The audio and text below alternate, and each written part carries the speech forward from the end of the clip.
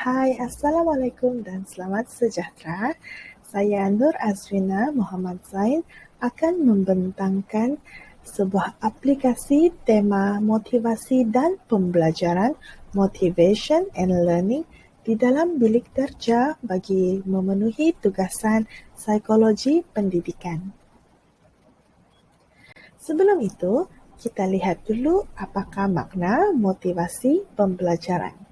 Secara umumnya, motivasi ini adalah sebuah bidang yang mengkaji tentang mental dan pemikiran seseorang individu.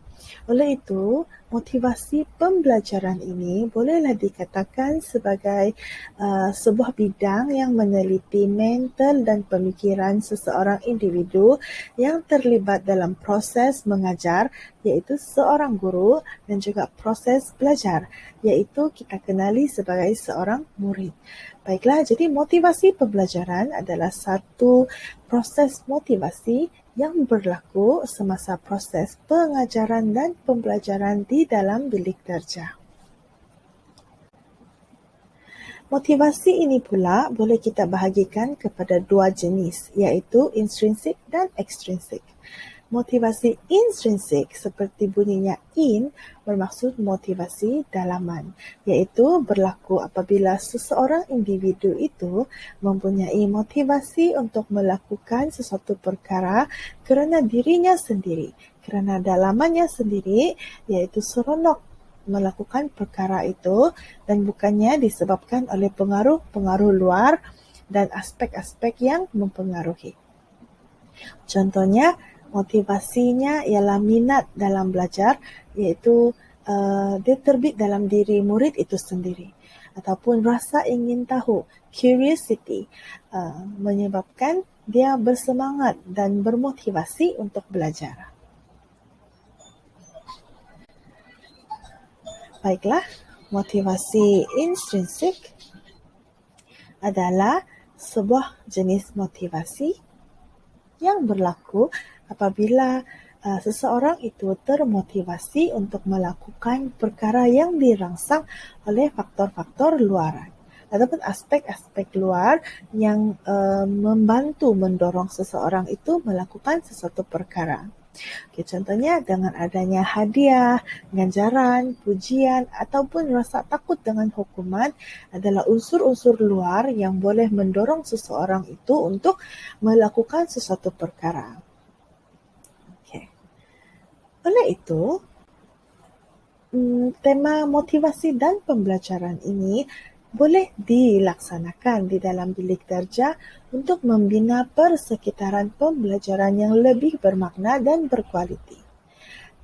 Saya akan bentangkan 3 cara bagaimana aplikasi tema motivasi dan pembelajaran boleh dilakukan di dalam bilik terja.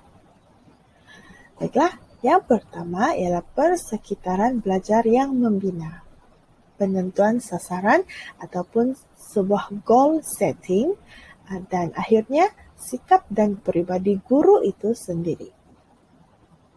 Apakah itu persekitaran pembelajaran yang membina? Persekitaran belajar yang membina adalah sebuah persekitaran ataupun suasana belajar di mana murid akan rasa tercabar, namun masih rasa seronok, rasa ingin tahu, rasa minat itu ada sehingga mampu menaikkan semangat mereka untuk mencari jawapan ataupun mencari jalan untuk belajar kerana minat sendiri, kerana dia terasa tercabar dan minat itu muncul. Okay. Itu adalah sebuah motivasi intrinsik kepada murid-murid. Apabila rasa ingin tahu sudah terbit, maka akan menjadi motivasi bagi mereka untuk terus belajar. Contohnya, seorang guru memberikan satu petikan teks yang susah untuk dibaca. Murid-murid akan rasa tercabar, tapi dalam masa yang sama, rasa seronok untuk membaca kerana mungkin ada ilustrasi ataupun grafik yang membantu, yang menarik mereka untuk membaca teks tersebut. Jadi, murid akan rasa lebih tercabar dan rasa ingin mencuba itu akan terbit. Maka, di sanalah motivasi intrinsik itu wujud. Yang kedua adalah penentuan sasaran ataupun goal setting. Goal ini sangat penting untuk menetapkan fokus ataupun objektif dalam belajar. Dalam masa yang sama, motivasi intrinsik iaitu rasa ingin tahu, rasa tercabar murid itu akan mula dibina. Dalam penentuan sasaran, sasaran itu ialah unsur luar yang menjadi fungsi ekstrinsik, motivasi ekstrinsik kepada murid-murid. Contohnya, sasaran untuk mengumpul ganjaran kumpulan. Itu adalah satu cara pembelajaran PAK21, pembelajaran abad ke-21, iaitu menggunakan reward chart. Murid akan rasa tercabar dan rasa ingin mencapai sasaran itu, lalu dalam masa yang sama tanpa mereka sedar, motivasi untuk belajar itu akan mula terbit kerana adanya sasaran yang mereka perlu capai. Baiklah, aplikasi yang ketiga boleh diaplikasikan melalui sikap dan peribadi guru itu sendiri yang menjadi daya tumpuan murid untuk rasa termotivasi untuk belajar. Sikap guru yang terbit akan menjadi satu daya tarikan. Kerana guru adalah seorang fasilitator penting di dalam proses pengajaran dan pembelajaran di dalam bilik darjah.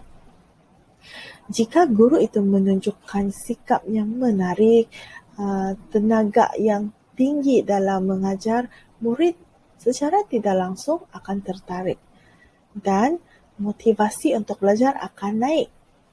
Oleh itu, guru ialah satu fungsi ekstrinsik dalam menaikkan motivasi murid di dalam bilik darjah. Murid akan rasa tertunggu-tunggu, tertanya-tanya apa yang guru akan sampaikan pada hari ini.